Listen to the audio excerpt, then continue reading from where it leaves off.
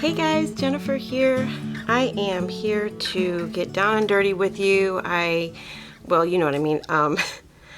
I had some, questions about how I store my laces and what is a good practical way to do that. And I'm sure there are so many different ideas out there, and of course it depends on your space. But also, I wanted to share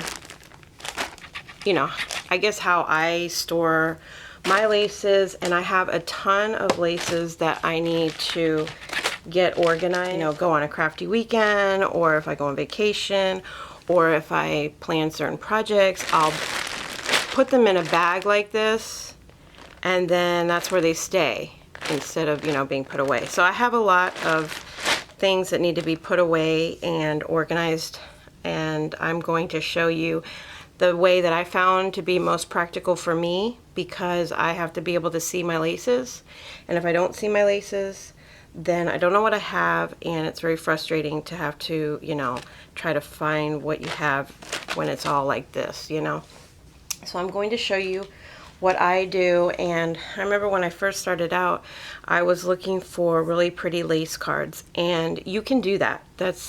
I think having the pretty lace cards is so pretty. In fact, I want to show you one of the things that I made to store my laces, and it is just so pretty. But it definitely isn't practical for large pieces of lace. So let me show you this. I made this really pretty, I covered, I should say, this really pretty box with Tilda paper. And then I made all of these spool cards. And I used beautiful Tilda paper. But let me tell you guys the amount of work that went into this. And for me, as things grow and as I add more to my stash, I find that this is not practical. It's beautiful and it's so pretty to look at. And sometimes I do reach for these, and I have a few that are empty. So I basically put the Tilda paper on one side and then like a regular paper on the other side. And believe me, I love this storage, and it's so pretty. And of course, I used my favorite Tilda paper on there. So I have that, on display. But for practical storage, this is what I use. I take the Prima Julie netting tags, and I know somebody on YouTube suggested this a while back, and I thought that was perfect because I didn't have to cut my own tags, and I didn't have to put paper on them, because these are actually really pretty and very sturdy.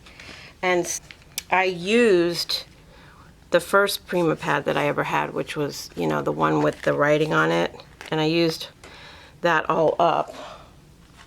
And then, so I'm going to take this pad here, and I'm going to take my laces that I have, like this lace I got from an antique store, and I'm going to start wrapping them around this. So this pile of stuff is going to become organized. So that has been such a blessing for me, and I understand this is a very tedious process. So when I first started doing this, of course, I was organizing all of the laces that I had, and what a pain that was. I would watch a movie with my husband. I would grab, a pile of laces, and I would start sitting here while we're watching the movie and just wrap laces. And by the time the movie was over, I had it almost done. So, if you think about it that way, once you get these organized and on your cards, you will be so much more likely to create with your laces, see what you have, not overbuy, and actually use your pretty laces. And the nice thing about it is it looks pretty, wherever you store it.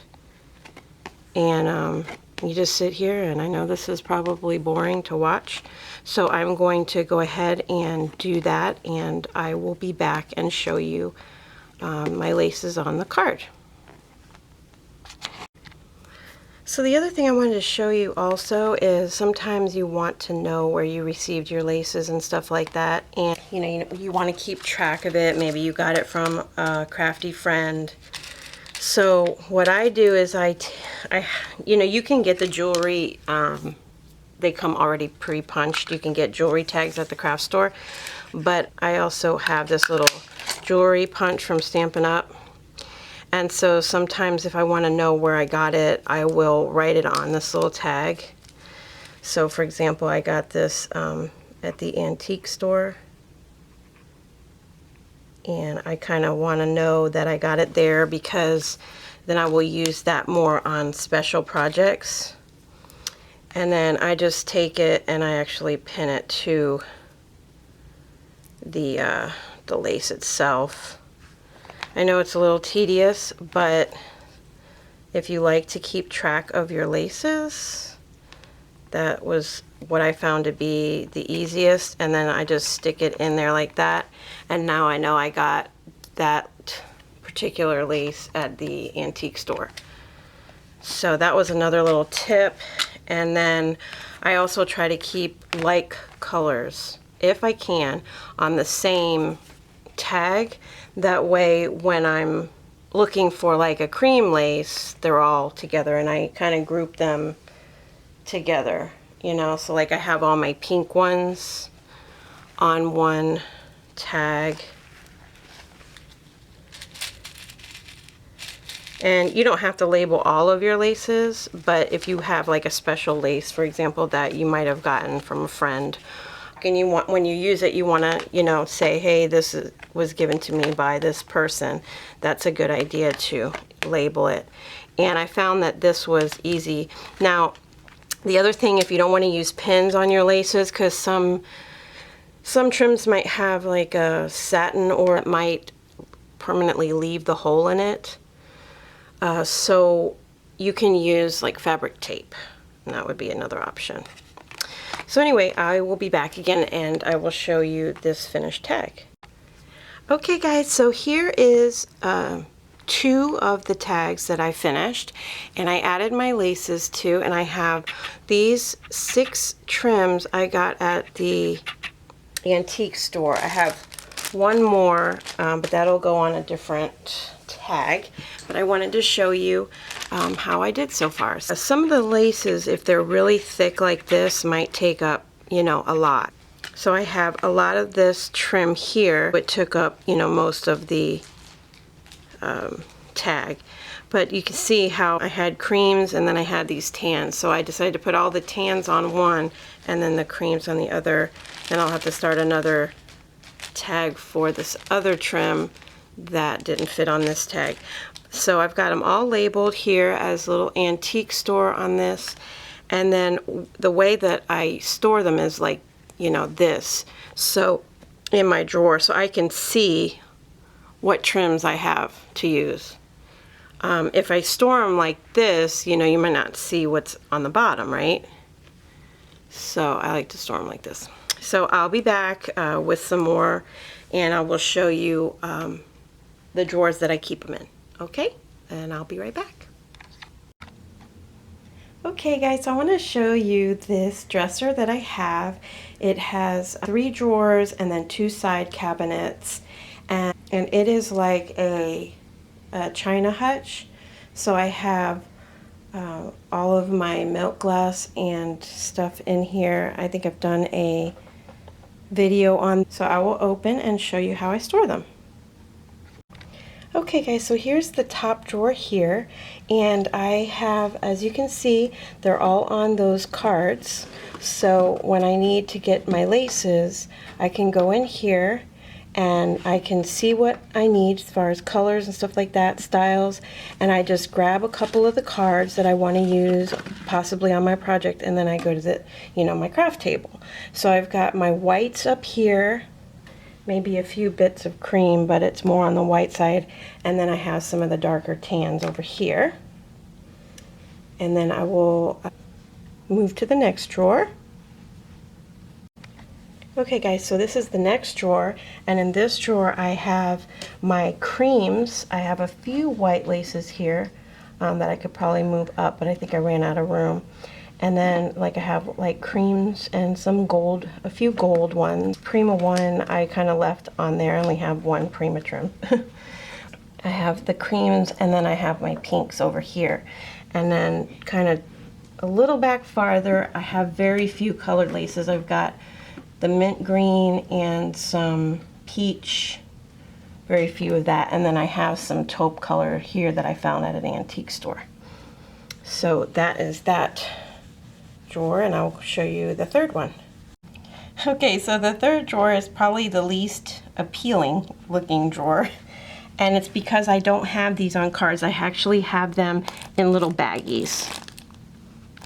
So I have like trims that I probably either going to destash them if I decide I'm not going to use them, that I've just had for a while, or you know, just like there's some black in here which I don't really use that much, but I have a few.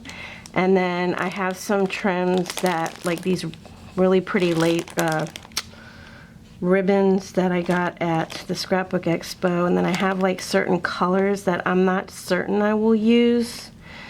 So I haven't gotten rid of them yet, but I have some seam binding here, and these are pretty much in baggies. That is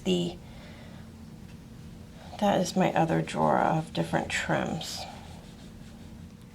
Okay guys, so I hope this video inspires you to get organized and, you know, kind of get an idea of how I store my laces. If you don't have the tag pad, you can always use some sturdy paper, maybe double it up, or you can do chipboard, or you can recycle your cardboard or your cereal boxes and stuff like that. You know, I think that you're not even really seeing these except for this part here, so it doesn't really matter, honestly, what you put them on. It's just being able to be organizing and seeing what you have, and these little labels definitely help you to remember where, you know, you got your laces. So I hope this is encouraging and helpful. I will be back with another organizational video, so I will talk to you real soon, guys. Bye for now.